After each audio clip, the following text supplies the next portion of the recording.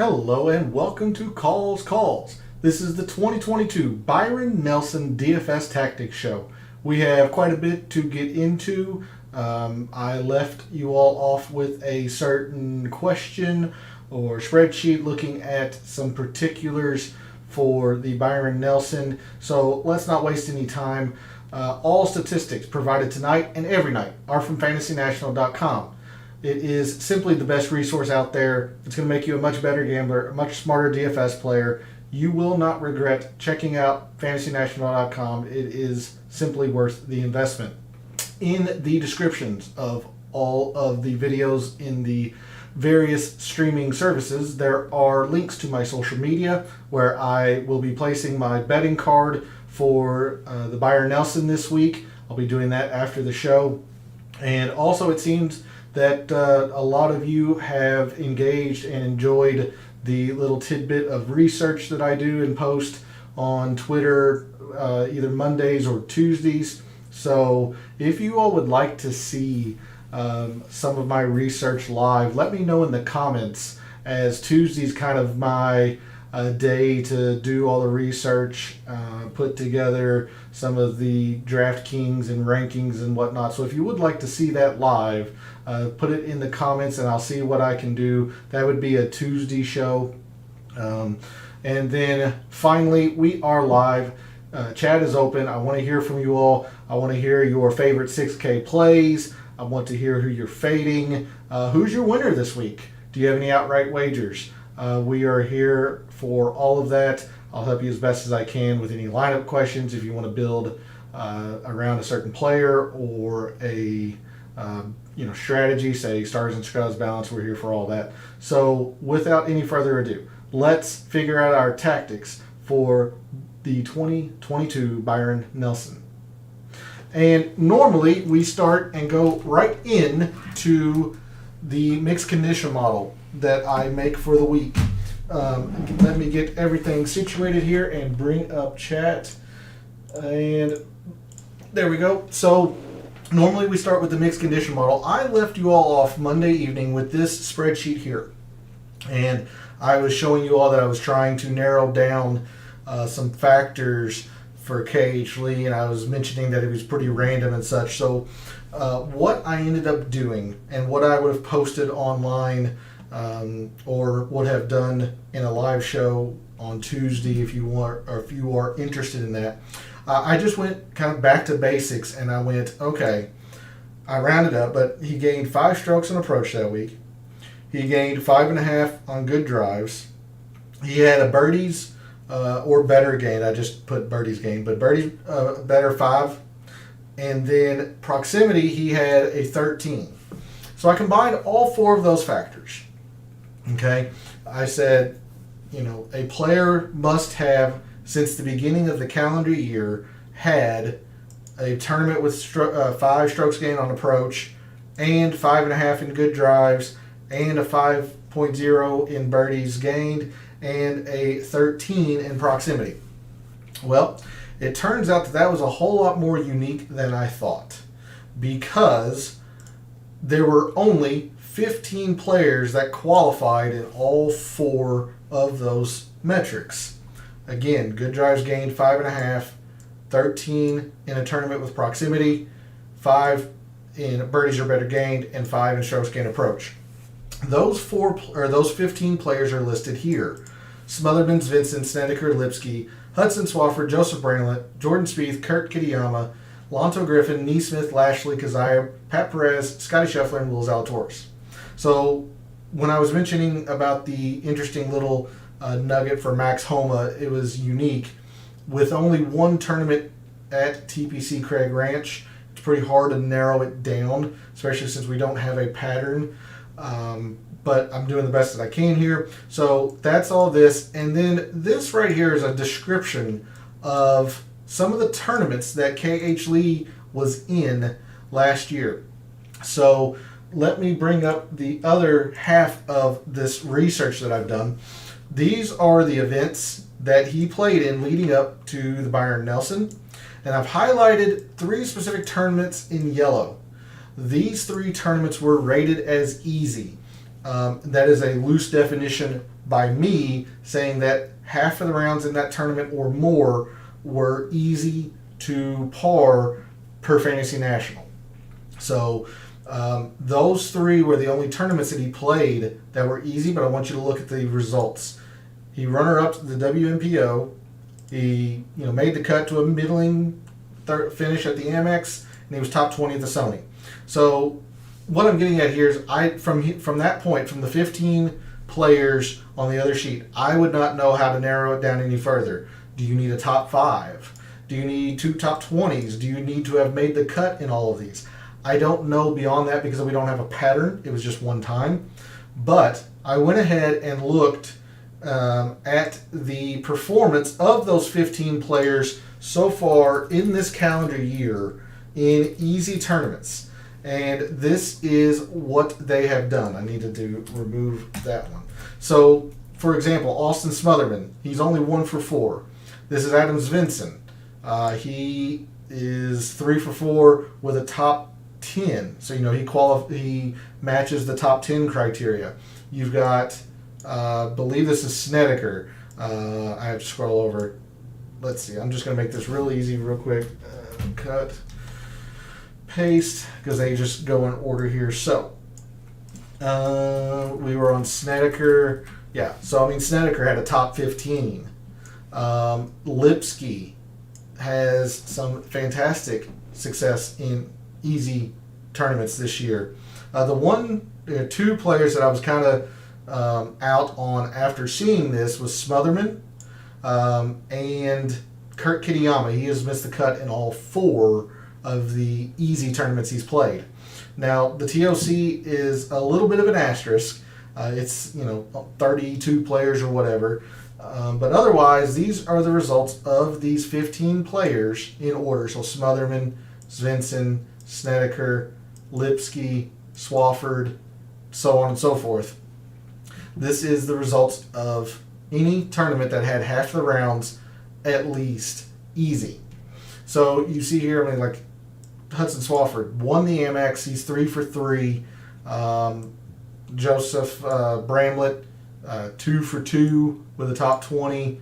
So this kind of narrowed it down a little bit more, but I wouldn't know which one of these would have been correct. So I just wanted to show you all that, since I left off with a bit of a cliffhanger in the sense of trying to figure out what the criteria was for KH Lee last year. So that is the results of my research, that I had narrowed it down to the top 15 or to 15 players, and then it'll be interesting to see the winner this year or this week and see what kind of pattern evolves from that if we're back at TPC Craig Ranch next year. So I wanted to lead off with that. I'm going to go ahead and close these out.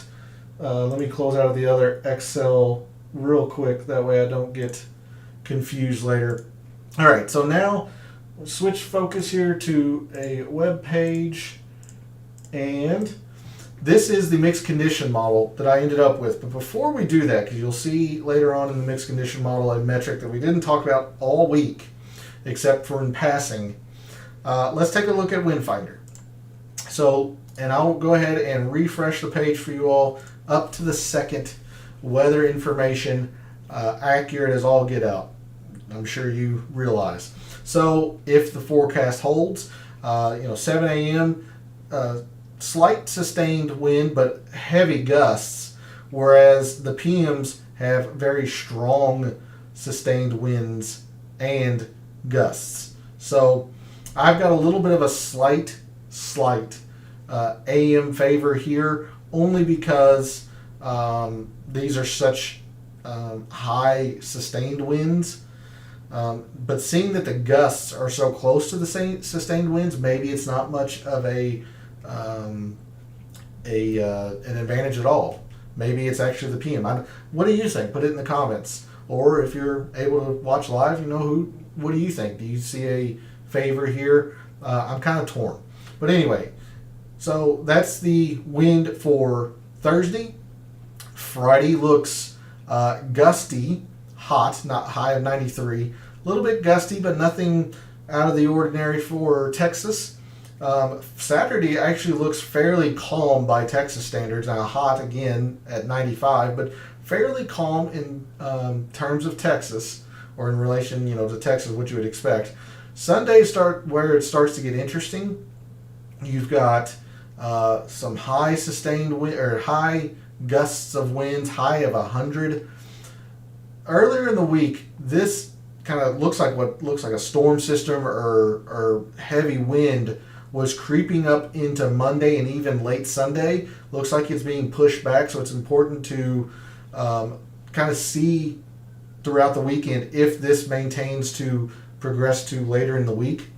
But because all of this and the sustained winds, the gusts and such, I actually put 5% in moderate and windy conditions in my final mixed condition model. Even though we didn't talk about it all week, I just felt like it was going to be apropos to put it in there. So I just wanted to show you Wind Finder. Let's go ahead and go to the mixed condition model.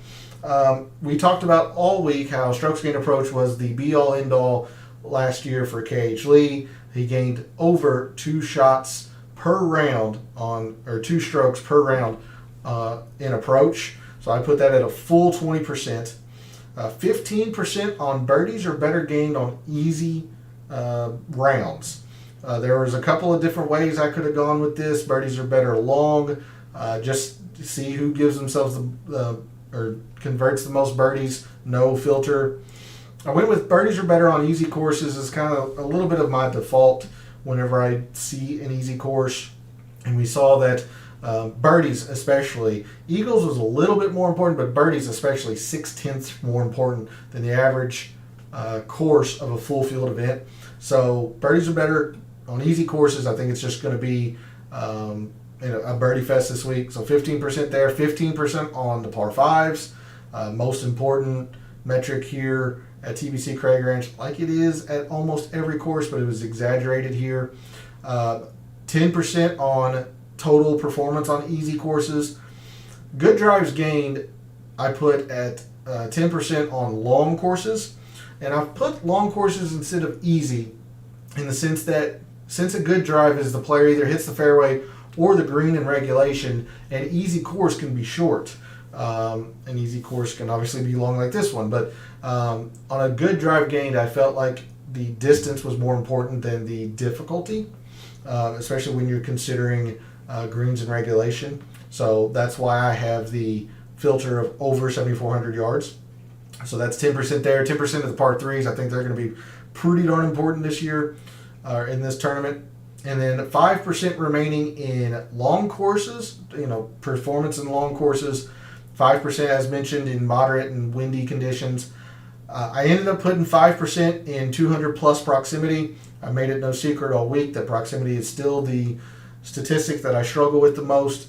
But when you have 34.5% of the approach shots coming from 200 plus yards, it's prudent to at least look at it. I didn't want to put a whole lot of emphasis on it, but 5%. And then in combination with the birdies are better on easy, I wanted to see who gives themselves the most opportunities on easy courses. So I went 5% on opportunities gained. That in combination with the birdies are better should reveal who, at least analytically, is going to have the most birdies and by default have the most opportunities at them. Now, before I reveal the rankings, it's always important to note the weaknesses or potential flaws in an analysis, essentially in a model like this. So my thoughts. Hey P, thanks for joining. Yep, you just missed the explanation of why I'm using each stat. We just went through Wind Finder. It has picked up a little bit, so that's why the 5% in windy conditions I've added. But when you are making a data model, it's important to know your weaknesses or potential flaws in that model. And because of that, if this tournament ends up not playing easy, I'm screwed. I've done zero research. Love some wind. Excellent. Texas generally has some wind, so you are looking good there. But if this course doesn't play easy this week, like it did last year, I'm going to be wrong, and horrifically wrong, because I've really leaned into the easy course metrics. So, if 15% and birdies are better gained easy to par. If it's not easy, where you can throw 15% of this whole entire data model out the fucking window. Same with, easy course, 10% here, and the birdies and the opportunities. If this course does not play easy, I'm going to lose. I'm going to have given you all bad rankings and maybe even bad advice. It's always important to know what the potential flaws of a data set are. Now, you also have to understand what you're looking at in your data set. So, anything that has no added filter, stroke gain approach, stroke gain par 5, par 3s, proximity, all of these are from 1/1/2022 forward last 36 rounds. Now, the easy to par and over 7,400 all are from the start of the PGA Tour season. So these metrics aren't using the same time frames between the metrics, is what I'm getting at. If you were to try to do long courses just since the beginning of the calendar year, you wouldn't have enough data for everybody. Same with easy. So again, explaining what you are looking at or why something is coming up the way it does is important. So easy courses, you had, I think the most was around 33, but most players had in between 20 and 28 on easy. And then long courses, I think the most was honestly 19. And most guys had anywhere between, say, 10 and 15, 10 and 16. So I just capped it at last 24 since nobody had 24. With all of that explanation on the metrics that I use, the percentages of why I put them there, and what you're looking at, my rankings, at least analytically, for this week, come out to Justin Thomas, Scotty Scheffler, Taylor Gooch, Will Zalatoris, Hideki, Johnny Vegas, Sam Burns, Aaron Wise, Party Marty, Martin Laird, and Adam Hadwin. So not a whole lot of surprise to me in the players, except for maybe Martin Laird. I figured he would rise a little bit considering the level of ball striking that he has, especially in the sense that good drives gained. He's number 1 in the field this week. He's very good on easy courses. I did not realize that he was giving himself as many birdie opportunities. Birdies are better. There's the opportunities, 30th, and he's converting them well, 25th in the field. So he was higher than I thought he was going to be. But all these other players, especially at the top here, JT, Scotty Scheffler, Will Zalatoris, Hideki, Taylor Gooch might be a surprise at where he is in my rankings. I knew he'd be very high, but he's been playing some really good golf. I mean, number 1 on easy courses. Number 2 in opportunities on those easy courses. He's been converting them at a very high rate. Now, the strokes gain approach is lackluster in comparison to the rest of the, say top 10 or top 15 in my rankings, but it's by no means any slouch. And he's probably getting a little bit of a boost because there's no putting. That is also a potential flaw in this data model, that I don't have any putting in there. Looking back from last year's tournament, the winner KH Lee just didn't have any putting form coming in. So if he had some putting form, I would have added it, but it was pretty darn random. So I did not add any putting. But there is a look at my top 10 in terms of rankings. Let's not waste much time here. Let's go straight into the salary board. And let me bring up the wrong tab. Bring up the projected ownerships here. Again, this is all per Fantasy National. So, In the 10Ks, you have Scotty Scheffler, JT, Dustin Johnson, and Jordan Spieth. Of those four, you've got one player getting a whole lot of love. He is the projected third most owned player in the field. I would imagine that his percentage is actually going to go up. It's Justin Thomas at 20%. 20% even. I imagine that's going to be closer to 25 or 26. Number one in my data model. I mean, tops in strokes gained approach, tops in birdies or better gained. Number one in windy conditions. Number one in opportunities. Yeah, there's a lot to like with Justin Thomas. Obvious statements are obvious. One of the best players in the world.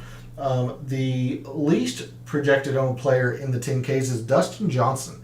And while he has struggled really in the past year or so, the irons are slowly coming back to former DJ. I wouldn't say they're at the peak of his powers, DJ, but the irons are slowly coming back. He's still hitting enough fairways and greens. He's number 4 in proximity 200 plus. He is top 10 on long courses. He's top 10 on good drives gained. So there's enough here to like with DJ. Him sitting at 11%, I really don't mind at all. I'm not rushing to use DJ by any means, but if I'm hovering around in this area of the price board and I'm getting DJ at almost half the ownership that Justin Thomas is, yes, Justin Thomas is to me the better play, all things in a vacuum, all things being equal. I really don't mind going DJ here.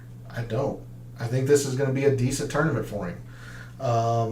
Let's see. Then the other two are hovering right around 14%, Jordan Spieth and Scheffler. I would imagine Scheffler's at 14% just due to the price, because there are a lot of big names in the 9Ks, and this is what generally happens in a major. And while this isn't a major, it's kind of got the feel of a major type field.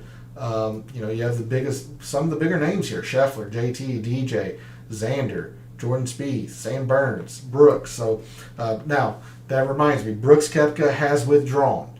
He has withdrawn. So if you have lineups with Brooks Koepka, you need to change those. Go double check them. He has withdrawn.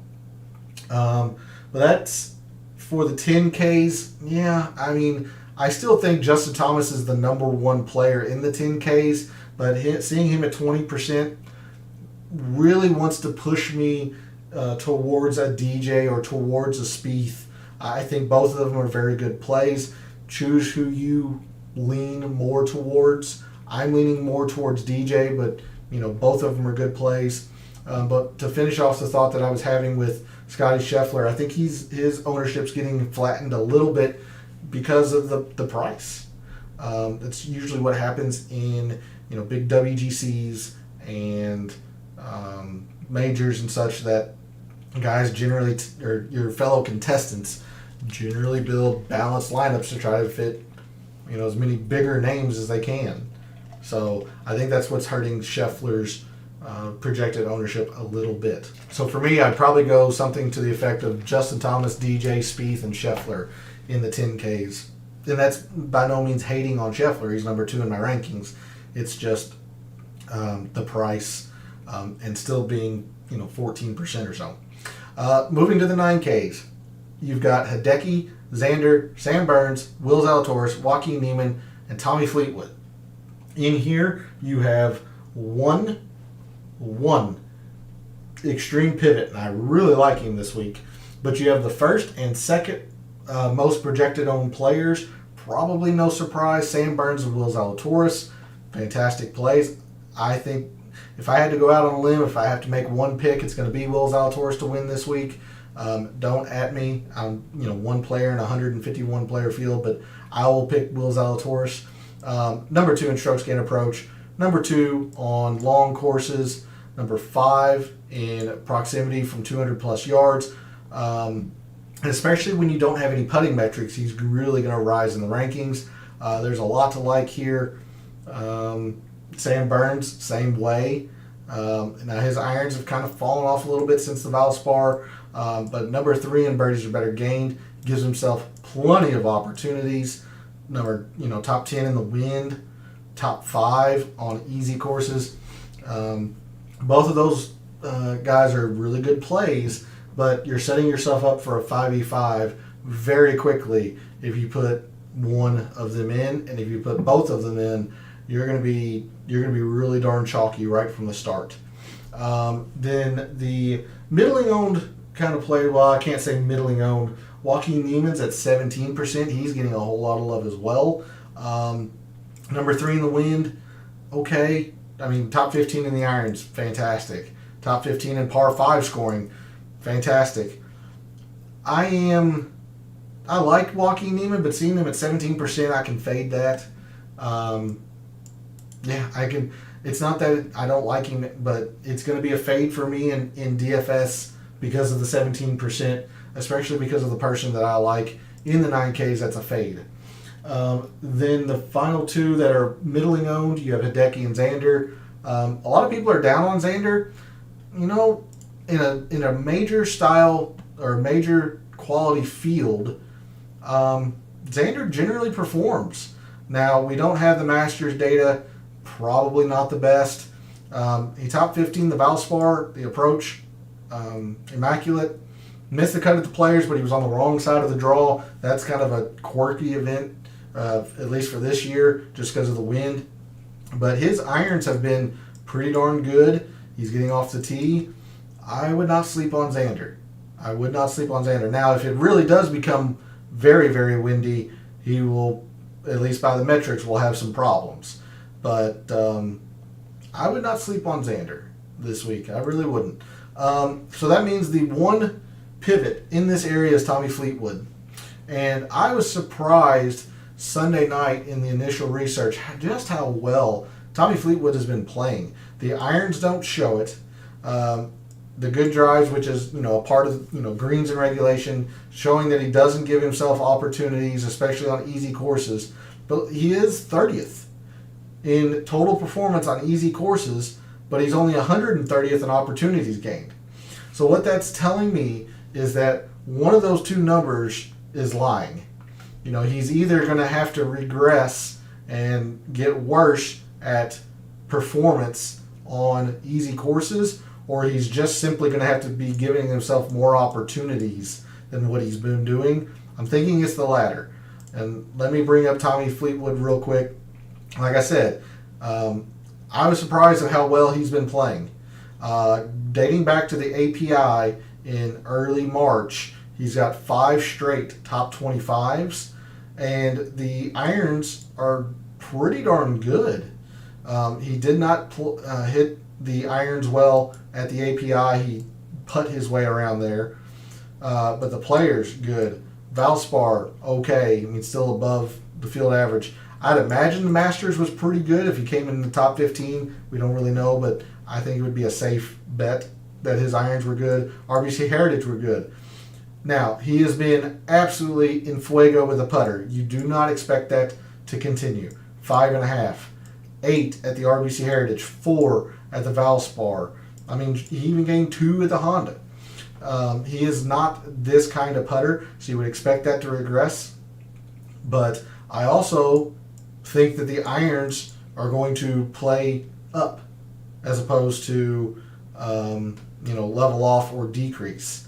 The minus 0.3 from here is from the Honda because it's the past 5 measured tournaments. Obviously, we can't measure the Masters. So I really like Tommy Fleetwood this week. Seeing him at 6.5% ownership, he is a third of the ownership Niemann is, almost a quarter of the ownership that Sam Burns and Will Zalatoris are. I like Tommy Fleetwood a lot. This is one of the bolder calls I have. I'm going to use quite a bit of Tommy Fleetwood this week. Could blow up in my face, but this is one pivot that I'm excited to go to this week. If I'm trying to do a Sam Burns as well as Zalatoris, it's going to be way too chalky. I don't mind using one of them. Absolutely, they're both great plays. But if I'm going to come up here and try to get 2 guys, Tommy Fleetwood's going to be the focus of the second one, just to avoid the massive amounts of chalk. So there's a look at the 9Ks. We'll move to the 8s. Adam Scott, Taylor Gooch, Johnny Vegas, Jason Kokrak, Jason Day, Aaron Wise, Adam Hadwin, and Cameron Champ. In this range, you have 4 players getting love, and then 3 that are not. 4 that are not. So you have half that are seeing some love and half that are not. So let's cover the ones that are. In kind of price order here, you've got Taylor Gooch at 14.5, Johnny Vegas 18.5, Aaron Wise 15.5, and Adam Hadwin a little above 15.5. Good play. Like, I love Johnny Vegas. Anytime you got ball striking, 5th in approach, number 2 in par 5 performance, number 4 on long courses. He gives himself opportunities and converts them well on easy courses. Like, I love Johnny Vegas. I was hoping he was going to be less than 18.5% owned. It's going to be tough for me to get off of Taylor Gooch just because of he's 3rd in my rankings. He's from Oklahoma. Has been close to TBC Craig Ranch in his career. Like, it's going to be hard for me to get off Taylor Gooch, but Vegas is a lot more of a fade for me. And I love Johnny Vegas this week, but that's just too high ownership for me, especially when I like Gooch a bit more than Johnny Vegas. And then in the low 8s, Aaron Wise and Adam Hadwin are getting a lot of love. Makes sense, at least from the analytical community. Aaron Wise, strokes gain approach, great. He's great on easy courses. So if the course does play easy, he should do very well. Really, the only metric that I've put in my mixed condition model that he struggles at is par 5s. So if he doesn't play well in the par 5s, he's going to lose quite a bit of momentum. But the rest of it, there's a lot to like. Adam Hadwin, kind of the same way. He's number 3 in strokes gain approach since the start of the calendar year, or the last 36 rounds, whichever. Number 7 in par 3s. Good drives gained, more so probably with the greens and regulation, but he can find his fairways. He's not the longest guy. So a lot to like with Hadwin. So that means the 4 guys that aren't getting love, Adam Scott, Jason Kokrak, Jason Day, and Cameron Champ, all of them are hovering in the, we'll say, between 6.5 and 7.5, I guess. So right around in the 7% range. Of these players, I kind of like Cameron Champ, even though he's rated the lowest of these guys, except for Kokrak. Kokrak I'm just kind of writing off. He hadn't shown me much lately that I feel comfortable with Kokrak. How is Kokrak not higher owned? Yeah, see, I'm not there with Kokrak, Shot. I'm really not. If this does become windy, he's got a problem. And I've really leaned into the easy narrative. This course is really, really easy. What are you seeing in Kokrak that either I'm missing or we're not agreeing on? He's coming off a top 15 at the Masters, and the Heritage was okay. Nothing spectacular. I don't think around the green is going to be a big factor this week. Is it the distance? Because Monday I was pretty adamant and showed why I didn't think distance was going to be a big factor. So I'm curious to hear what you think, Shot, on Kokrak, because I'm just not there. Plays very well in Texas. Okay, sure. That is something that I generally don't do in terms of gather all the Texas courses and then gather all the Florida courses and compare all of that. Maybe I should, but I try to treat each one individually. Okay, yeah. I mean, if he has great prior success in Texas, sure, I can get behind that. I can't confirm it or deny it. It's not an analysis that I generally do. Scott's okay. His metrics say he should be pretty good this week. I'm just kind of lukewarm on Adam Scott this week. Par 5s, not great. The irons aren't great. So, what he's great at, the wind, not a guarantee that it's a big factor I put 5% in there, but you never really know. The windier it gets, the better for him, obviously. And then the proximity, okay. He won Colonial and Houston Open. Yeah, I did forget about Colonial. I did forget about that. Now Houston at Memorial Park, I see that one was it was soaked. It was rain filled. That course played extremely long that week just because guys didn't get roll. Now I don't know what the weather has been at TPC Craig Ranch. Nothing in this week's forecast said rain, so if that course is dry or whatnot, it definitely won't play like Houston. But you're right, he won the Schwab. I did forget about that. Colonial, I don't think that's terribly long though. I know it's bent greens, which is good because we're on bent greens at TPC Craig Ranch. I don't know, maybe I've got him too low. Again, just the analytics. By analytical standards, I'm not there. But if you use him and he does well, I'll eat crow next week. But yeah, Kokrak is sitting at 7.5%. Jason Day, I just saw he's 4.5%. I thought all of them were around 7. Day is the complete pivot at 4.5%. Okay. I'm not Day and Scott. I don't get terribly excited about. I don't feel strongly about either one. If I had to use one, it'd be Adam Scott this week, but I don't feel great about either one. I was that same way with Jason Day last week, and for 2 days I was feeling like a complete idiot. And then he blew up on Saturday, thankfully, because I had Max Homa. But I like Cameron Champ, just the length and the easy. The par five, just the length. You just can't compete with that length if it's controlled. If it does play as easy as it should, then he might struggle. But I don't know. Cameron Champ's somebody that's hard for me to evaluate because he seems random. He'll just pop. You never expect him to gain 7 strokes putting, and he does last week in top 10s.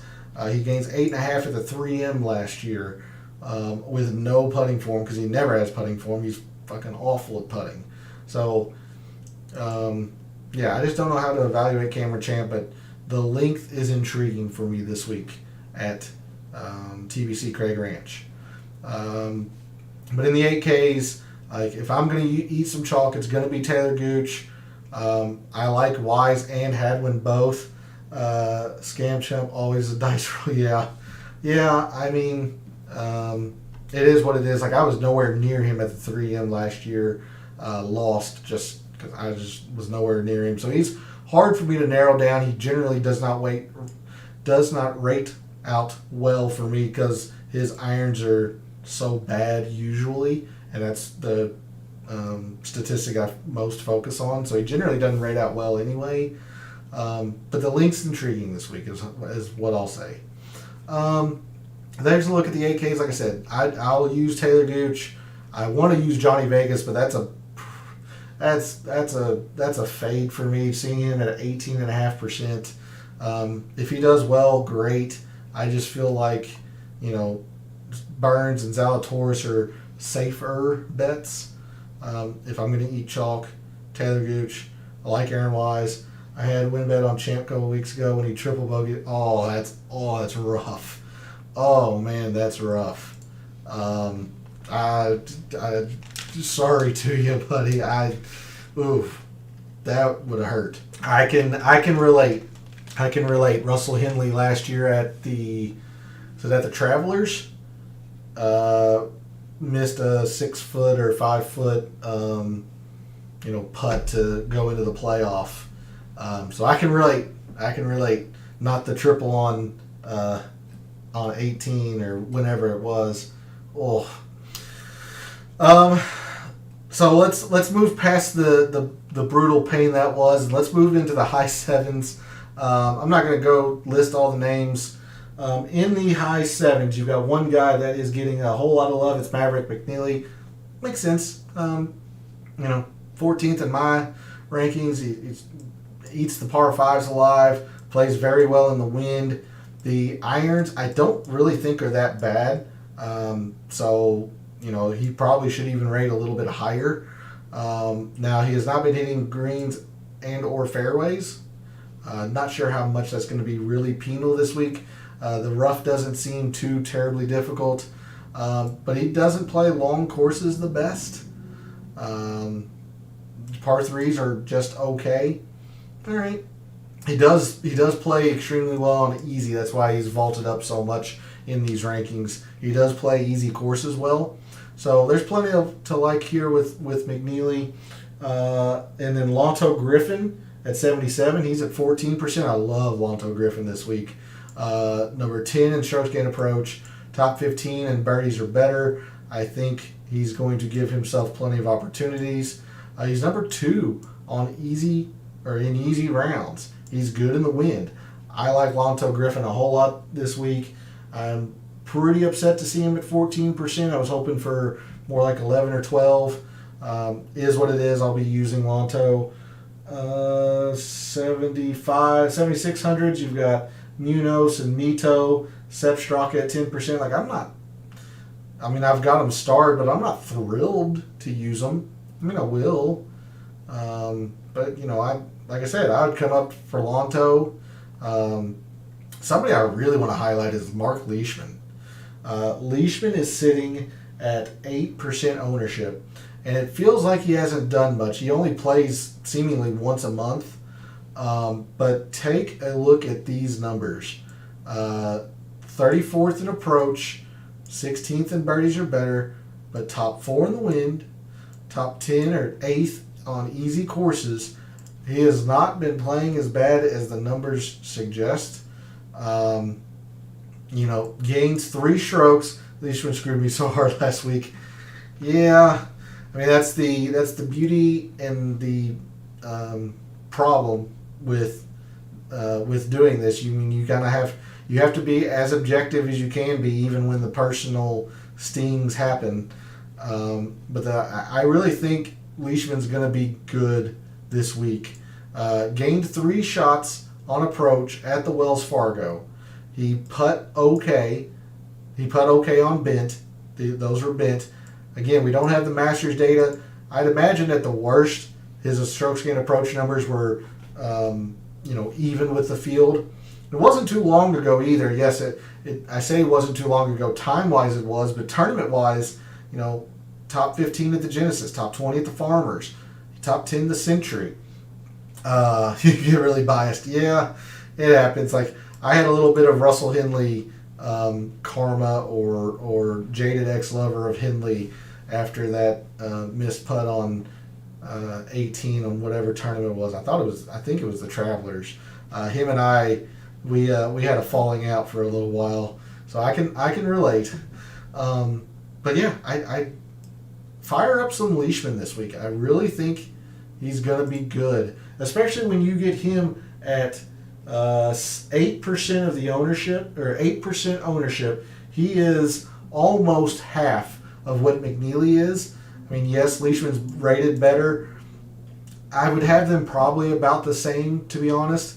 But if you're going to give me a player that I think is comparable to somebody else at the same price and half the ownership, give me the half ownership guy all day long. So the long proximity or the long irons are an issue, but again, I've been really leaning into the easy course narrative this week. Top 10 in performance on long courses, top 15 or top 20 in birdies or better, and gives himself plenty of opportunities. Team shows the southern courses. Yeah, I'm not down into the the low 7Ks yet. Awaken. I'm in the high 7s, but we'll get there here in a second. I'm wrapping up the high 7s here. Some of these other guys, like, I'm not excited about Siwoo. This just doesn't feel like a Siwoo week. Kuchar, this doesn't seem like a Kuchar course. Yeah, I mentioned these 7,600 guys. I'm not all terribly excited to use. Keith Mitchell at 7,500. Take a look at.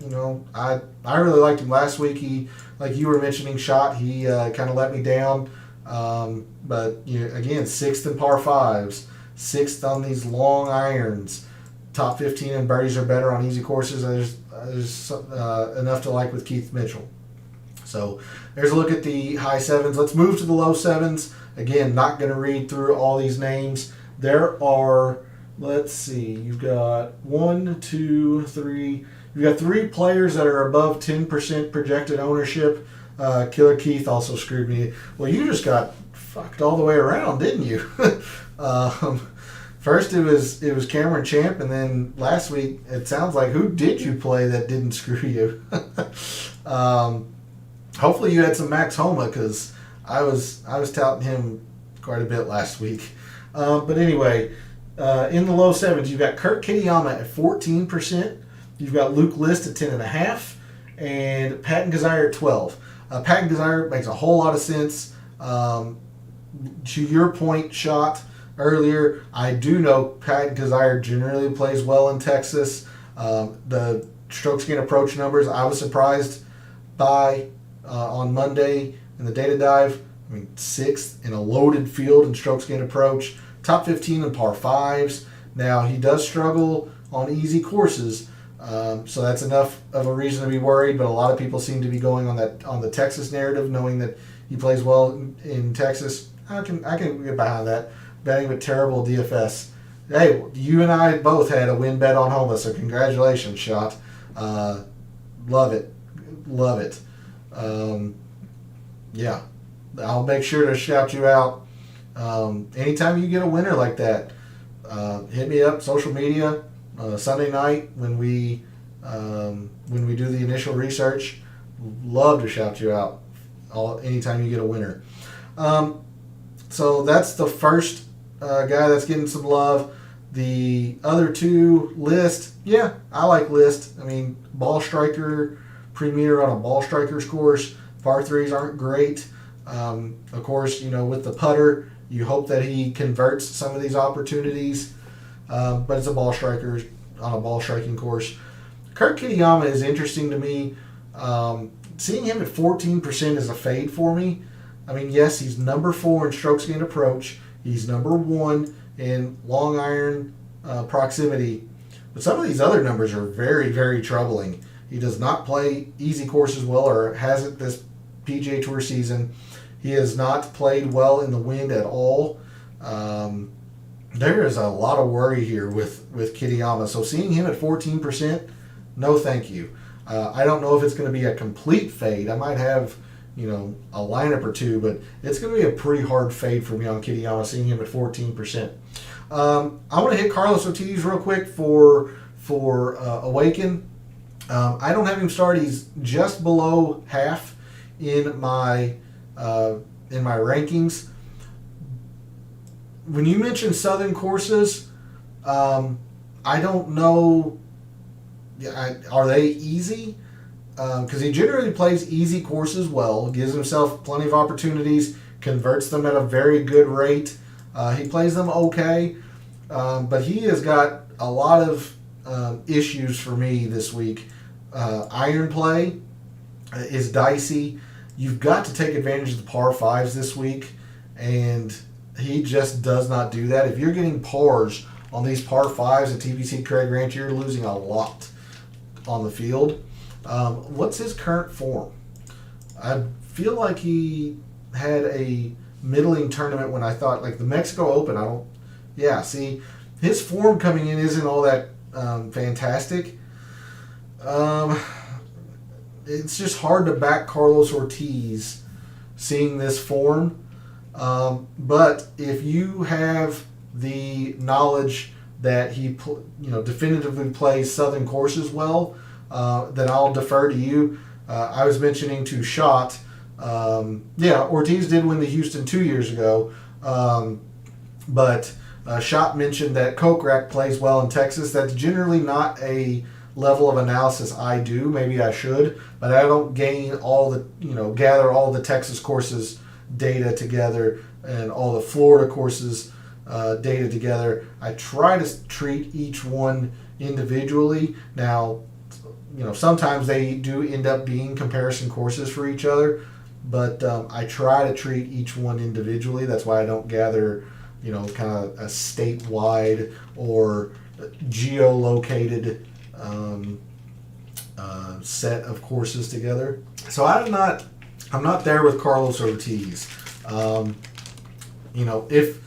If anything, if you're going to use Ortiz, you're really leaning into the easy narrative, which I've done this week, and that tells you how far down he is. I've really leaned into the easy narrative, and he's still 90th. Let's see, other players here. I don't know why Matthew Neesmith is not higher owned. He's sitting at 8%. Now, yes, there's plenty of reason to be worried, mainly the putter.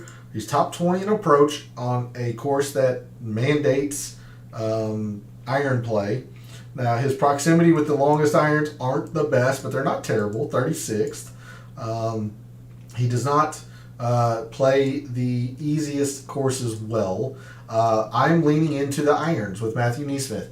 He's also on my radar. I agree with CH3. I think he could be sneaky in DFS. I don't want anything to do with him in the betting market, but in DFS, I think he'll be okay. Top 60 in all. He is 59th in approach. Not sure what he is around the green and such. But let me finish off on Neesmith here. I'm leaning into the irons. The par 5 scoring is good. The par 3s, which I think will be important, pretty good. I like Matthew Neesmith, and at 8%, yeah, I like it. Tom Hoagie, somebody else.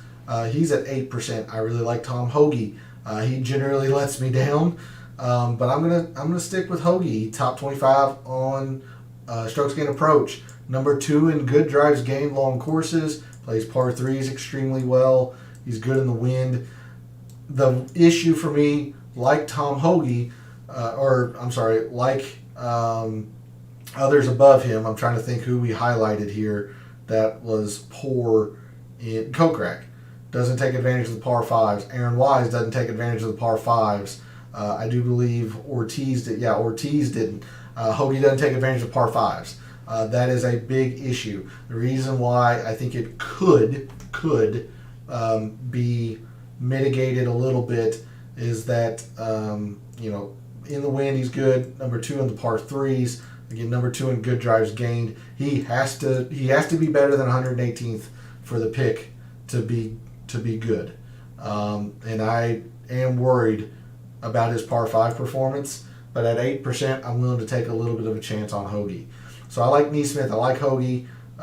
Let's see, Ryan Palmer, another Texas native. If you're going on the Texas narrative, I feel like he plays fairly well in Texas.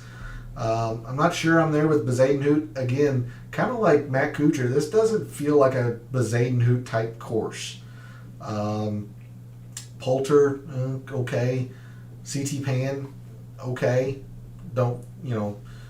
I'll just say lukewarm. Like, I don't feel great about it. I don't feel terrible about it. It's okay. Spawn, somebody else to take a look at. Par 5 performance is fantastic. Plays good in the wind. Plays good on long courses. Take a look at JJ Spawn. Awaken. I'm with you on Charles Howell. The irons I don't think are as bad as that they're showing here. Top 20 in good drives gained. Good in the wind. Really good on long courses. You don't think that about Charles Howell, but good on long courses. The putting has been, let's just call it what it is. The putting's been atrocious lately. But the irons are okay. They're Jekyll and Hyde. So, if he has a week with minus 4.1 like he did at the Honda, he has no chance. But, he can have a tournament like the Valero and gain off the tee, gain on strokes gained approach, and be right there. He's a bit Jekyll and Hyde. He is definitely a boom-bust option. It's a boom-bust option that I kind of like. I was with you there, Awaken. I like CH3, Aaron Rye, okay. Like, anytime I count on Aaron Rye, he seems to disappoint me. So, the one week I'm lukewarm on him, he's going to go top 10, and I'm going to bang my head against the wall. Schwab, like Schwab quite a bit. Number 2 in birdies are better on easy. Number 2 in par 5 performance. Number 10th best on long courses. A lot to like with Matthias Schwab this week. The long irons are suspect at best. But at 7,100, the same price as Kazire, you're getting Schwab at literal quarter of the ownership at 3%. Take a look at Schwab if you don't want to play the Kazire chalk. Yeah, that's the low sevens. Let's try to hit a couple of 6Ks down here. I mentioned Party Marty. He's 9th in my rankings. There's a lot to like here. It's a ball striker. On the ball strikers course, he is only at where did he go? He's only at 2%, 2.5%. I like Martin Laird quite a bit this week. So I'm starting to wonder if there's something that I'm missing with Martin Laird, because he rates out really, really well. If he's really truly at 2.5%, I'm going to fire me up some Martin Laird. I'm going to ride or die with Party. Let's see. Other players here in the 6Ks. Take a look at Nate Lashley. I don't mind it. Good drives gained. Long courses. He gives himself plenty of opportunities on easy courses. He hasn't been converting them. So one of those two numbers is going to have to get closer to the other. You would like to think it's this one going to be coming lower and getting better. Always a chance it's not, but it's worth the gamble to me at 6,800. There are 3 players I really, really want to highlight for you all in the 6Ks. This is going to be kind of like my bold calls or whatever, however you want to phrase it. I love Hudson Swafford this week. His form since the Amex has not been good. Yes, I understand that. But he is very, very good on easy courses. And then, again, that's the narrative I've been leaning into all week. Par 5 scoring, good. Birdies are better on easy courses, good. Gives himself lots of opportunities. He's good enough in the wind. Now, long courses, he struggles. Par 3s, he struggles. But like I was doing at the top of the show, and if you missed the beginning of the show right after the intro, go check it out. He fits the criteria that KH Lee had last year. Any easy tournament, and again, this is a loose definition by me. I am defining an easy tournament as half of its rounds or more played the easy. So, the Amex, he wins. Now, a lot of it on putting, sure, but, his irons were good. The Sony, yeah, it wasn't great, but he made the cut on an easy tournament. The Phoenix was easy. And his irons are starting to come back. Again, the Masters, I would imagine they're field average. He did top 30. He gained 7 at the Valero, gained 1.5 at the RBC Heritage. The putter has always been what Hudson Swafford has done. He's got a great putting week, or he's got a terrible one. You catch him on the right week. Patty Flavin, only because he's from your neck of the woods, huh? Okay, all right, P. I can understand it. What players aren't from your neck of the woods? You have Gim and Patty Flavin. Who else do you got up there? Yeah, I don't mind me some Patrick Flavin. How do you pronounce that? Is it Flavin? But yeah, take a long look at Hudson Swafford at 6,700. Love Hudson Swafford. Had eyes on Bramlett. Yes. At Iron Bomber, who gains on Bent. Yes. Nick Hardy's from up there. Nice. He's had a very disappointing year. I was really high on Nick Hardy coming out of the Corn Ferry Tour, but he just hasn't done it. Joseph Bramlett, yes. Let me cover the 2 guys that I want to, and then Bramlett is somebody I want to cover as well, because he satisfies the conditions that KH Lee did. So somebody else like Hudson Swafford, 67. I love Austin Smotherman this week at 6,600. He is 9% owned, so he is definitely chalky for the area. He's not chalky in terms of the tournament, but if you are coming down into this area, he is definitely the chalk of the area, but there's a lot of reason to like him. Top 10 in strokes gained approach. Number 2 on opportunities on easy courses. Number 2 in long iron proximity. So when you see a person that has so many opportunities and yet only 74th in birdies or better gained, again, one of those two is going to have to even out. You know, this one's either going to have to stop being really good, or he's going to have to just start converting. Eventually, I think he's going to start converting. Is it this week? I'm willing to take the gamble. I've taken the chance on him in the past 3 weeks. He's let me down a couple of times. 1 week he performed really well for me. Very good iron player, very good long iron player. When you're coming down to the 6Ks, you have to accept some flaws. I'm willing to bank or take a chance on the irons for Austin Smotherman. And then last 6K I want to highlight Adam Svensson. I've been on him for seemingly a couple of weeks now, maybe even a month. Again, all predicated on the irons. Birdies or opportunities gained, tied second with Austin Smotherman. Let's see. Again, easy. It's the same as Austin Smotherman. I mean, second in opportunities, but 102nd in birdies or better. Something's going to have to even out. Worth the risk to me on the irons. Now, I'm not saying to go out and rush and put both of these guys in your lineup. I would not do that at all. But if you're wanting to try to squeeze in, say, a Jordan Spieth and a Hideki, just to use two names that aren't chalk, or shoot, if you're using Svensson, you can probably afford to take a Will Zalatoris or a Justin Thomas because he's pretty unique. Austin Smotherman is not. He's at 9%, so he is very chalky for the area. Svensson's only at, where did he go? Svensson is at 2.2%, so he's pretty unique. That is the look at the 6Ks. Bramlett, that's right.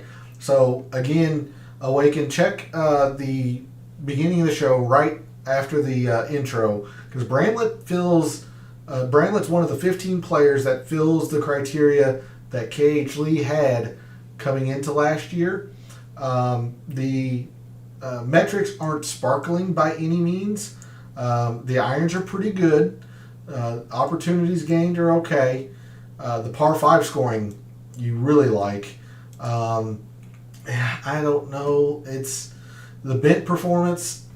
Yeah. I can't agree with you on the gaining on bent. At least in his career. Let's see. Valero, Wells Fargo, he lost 2 last week. Like the irons I don't think are this bad. I think he is actually a lot better iron player than what he is showing lately. So there's upside here, and you're right. Really good off the tee. I mean, he's had some spike weeks with the irons. I mean, he did top 30 down in Puerto Rico. I like where you're thinking there, Awaken. I can't agree with you on the putting. I mean, his bent performance. He started the year hot. Okay. I'm guessing you're going with this table here, the actuals. Let's see. Yeah. Yeah, okay. I'm with you there. I can see that. Easy. Now, the Farmers isn't easy, and he had quite a few birdies. Okay, sure. I don't mind it. I don't mind it at all. I really debated on putting just a flat-out win bet on him just because his odds were so astronomical. I could not convince myself to do so. If you're willing to take that chance, I don't mind it. I don't. Bramlett was somebody that kind of popped on a few of the models throughout the week. I say models popped on a few of the filters. I'm probably not going to be using him. I've got enough to be concerned, especially since I really leaned into the easy narrative. But I can understand the narrative of why to use him. Sure, I don't hate the play. They all kind of, if you're coming down here, it would depend on who you're trying to squeeze in as far as, you know, the upper tier here. Just for your info, Bramlett is projected at, where did he go? He's at 65. He's projected just at right under 3%. Again, that's per Fantasy National. So, if you don't play on DraftKings or, if you get some data from other places, this is just per Fantasy National. He's projected at 3%. Okay. All right. That's going to finish the Fantasy National portion, the mixed condition model. Let's go ahead, because we're already a couple of minutes over here. Let's move quickly to Microsoft Excel and start making some lineups here. Let me sort this. I apologize. I need to switch the view for you all. This one. Yeah. So let me sort this real quick. It'll make it easier for me to do some of these lineups. I need to sort. Does this all the time. Don't forget, while I'm trying to sort this, don't forget that Brian Harmon and Brooks Koepka have withdrawn. So if you've submitted lineups already that have either of those players on them, make sure you change. Brooks Koepka and Brian Harmon have withdrawn. I'm going to cover tiers lineups really quickly for those who play tiers. I am not terribly familiar with tiers. All I can do is go by an assumption of approximate classic ownership. So in tiers, tier 1 is Scotty Scheffler, Justin Thomas, and DJ. I imagine Thomas is the chalkiest. He's probably the best play. I'm going to go with Scotty Scheffler. And I really don't hate Dustin Johnson either. But I'm going to go Scheffler, thinking that Justin Thomas is the overwhelming chalk. Tier 2, Spieth, Hideki, Xander, Sam Burns, and Will Zalatoris. Give me Will Zalatoris. I don't care if he's chalky. I mentioned that if I had to pick one person out of 151 in the field this week, Will Zalatoris would be my winner. I don't want you to at me if he finishes, misses the cut or whatever. He's just my pick this week.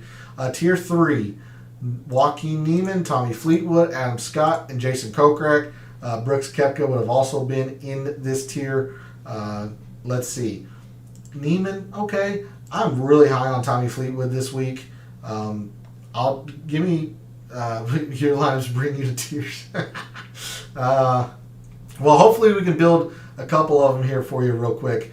But tiers, I'm going to take Tommy Fleetwood. I think there's enough upside here. He's been playing some fantastic golf lately. The putter is going to get cold. I'm just hoping it's not this week. That's what I got. Tier 4, Taylor Gooch, Johnny Vegas, Jason Day, Adam Hadwin, Cameron Champ, Seamus Power, and Alex Noren. To me, it's between Gooch and Vegas. I'm going to go Taylor Gooch. If you go Johnny Vegas, I wouldn't blame you one bit. Tier 5, Aaron Wise, Mark Leishman, McNeely, Siwoo, Matt Kuchar, and Davis Riley. I want every ounce of my essence wants to take Aaron Wise. It's me and Aaron Wise have this love-hate relationship. But I think I'm going to go Leishman. I'm really high on him too. He's not going to be all that owned, especially with McNeely in the tier. I'll go Leishman. Tier 6, Lonto, Mito, Sebastian Munoz, Sepp Straka, Kevin Kisner, Bubba Watson, and KH Lee. For me, it's Lonto, and it's not really all that close. I can understand a argument for Munoz. I can understand an argument for Straka, but for me, it's Lonto and not close. All right, that is the tiers. Let's go ahead and try to make a few lineups here, and feel free to shout out a couple of players that you might want to use, or maybe a strategy that you want to build around. But I'm going to try to build a couple of chalky-ish teams, like a balanced and a stars and scrubs-ish type team, and see how we can maneuver around it. So if we're going to start with chalky lineups, you're going to have to use the chalkiest of chalky plays is Justin Thomas. Oh boy, it's doing this again. Simon says load. Aha. Ask nicely, you shall receive. Okay. This will get edited out of YouTube. Absolutely. All right, so if Justin Thomas is the top, depending on how far your contestants want to go and depending on what kind of lineup, first I'm going to go to Patton Kizzire. Some have been going as far down as Austin Smotherman. But if they go to Patton Kizzire here, 12%, they've got a bit of some wiggle room here. It looks like their next option is maybe Kitayama. I'd imagine some of these contestants are probably going Sam Burns or Will Zalatoris. I'm going to use Sam Burns only because he's projected more ownership, but these two are interchangeable, Burns, Zalatoris. This looks like the start of a lot of players' lineups. You can see 4 players already, and you're over 11% matching your fellow contestants in a GPP. That's going to be really, really hard to get a very high finish. You're setting yourself up for a 2v2, a 3v3, maybe even a 1v1. It's just really hard to win that way. With 7,700 left, right at 7,700 is Lonto Griffin. McNeely is getting a whole lot of love, and then that leaves him 76. That's Sebastian Munoz, maybe Keith Mitchell. I'll say Keith Mitchell just because he's higher ownership. It leaves $100 on the table for him, but that's a 16% projected match in a GPP. That's atrocious. I would be very uncomfortable submitting that in a GPP. Now this lineup here I think would be great in a double up, great in a 50-50. Most of these plays would be fairly safe. Now granted, I don't like Kitayama much this week, but this style of team I feel would be very good in a double up, but not for a GPP just because of the projected ownership. And then if your opponents are going, say, more of a balanced build, again, I hate to use the same players, but it is what it is. You got Burns, Zalatoris. If they're going to go ultra balance, I'll bottom them out at Luke List again, just to use a different name. More than likely to be Kitayama, but they still have 8,000 per. Let's see, Keith Mitchell, Munoz. I could see them using like a Lonto here. Well, it would help if I could spell.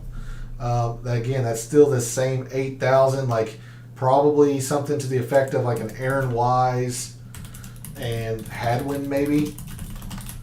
Like there's a look at a balanced-ish type build. Again, a little over 16% matching. Yeah, I would not want to submit that in at all. But there's a different take on a lineup. So if we're going to try to maneuver around that, I mentioned how I don't hate DJ this week and Jordan Spieth.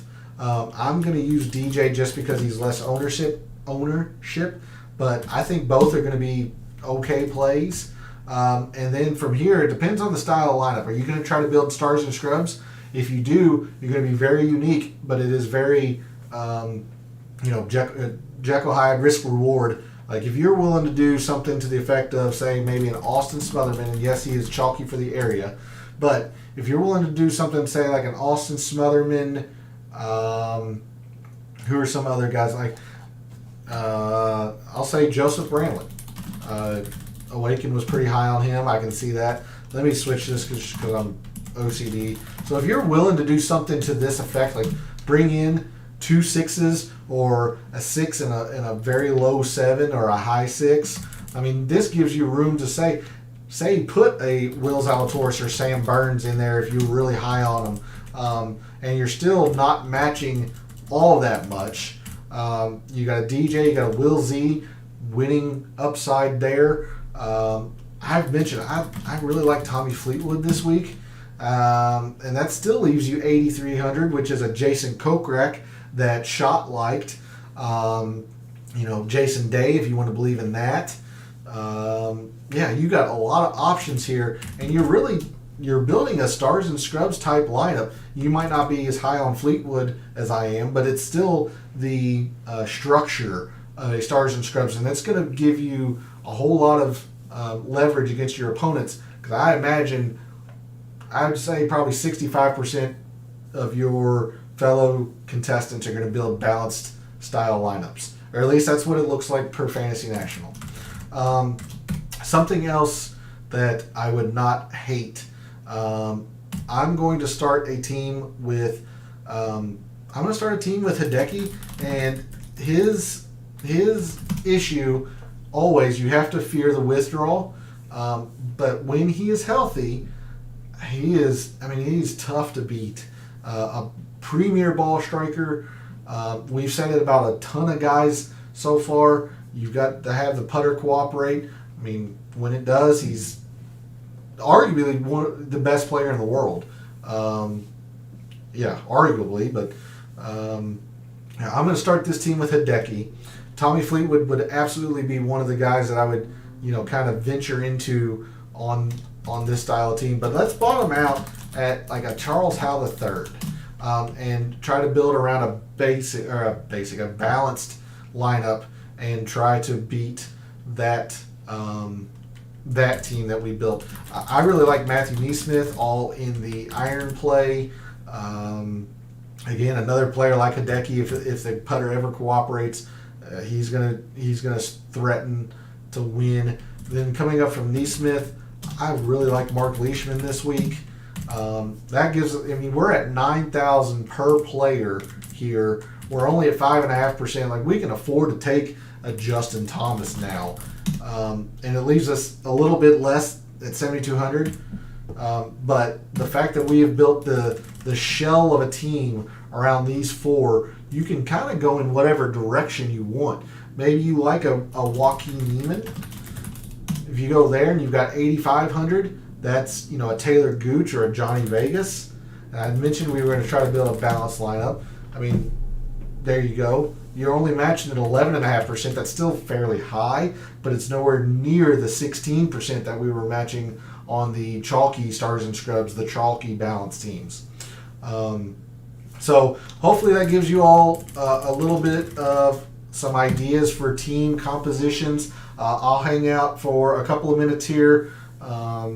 If you have any questions or a specific player that you want to either highlight or check in Fantasy National, we went over time just a little bit, but I'll hang out for a couple of minutes here. Who are some of the wagers that you have this week? Of course, I'll be posting my betting card after the show, probably closer to midnight. I have some lineups that I need to finalize and submit and whatnot.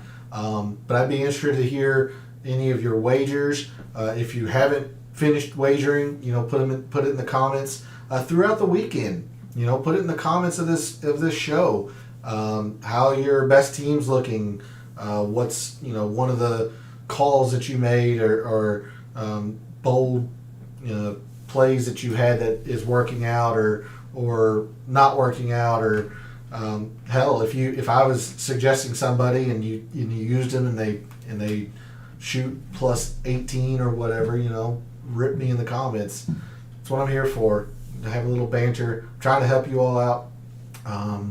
But just a reminder that I'm doing baseball content now. That'll be on Friday and Saturday at 3 p.m. I'll cover the nightly slate. I just don't have time to do the early afternoon and mid-afternoon games if I'm going to provide you the statistical analysis that I want to. So I only cover the nightly slate, but that is on Friday and Saturdays at 3 p.m. Otherwise, guys, I really do appreciate the interaction, jumping in chat, Shot, Awaken, P, X top 10, 3 events before major. Okay. Yeah, I would imagine those aren't great odds, but Xander's usually one of those guys. He's reliable. The Masters this year notwithstanding, he's generally just reliable. He hasn't won obviously, but man, he's just solid. He's just solid. The major's going to come. I really do believe that. Of course, I've said that now for 2 or 3 years, and I'm still waiting. So But if you want to see my betting card, I'll be posting it to Twitter here after a little while. Like I said, after I finish my lineups. But again, thanks for jumping in chat. I always enjoy it. P, Awaken, Shot. Thanks for tuning in, and for everyone else out there, thanks for taking the time to watch. I appreciate the support. For all of the wagers that you have at the Byron Nelson this week, for all of your DFS contests that you enter for the Byron Nelson this week, for this weekend and every weekend. May all your bets be profitable.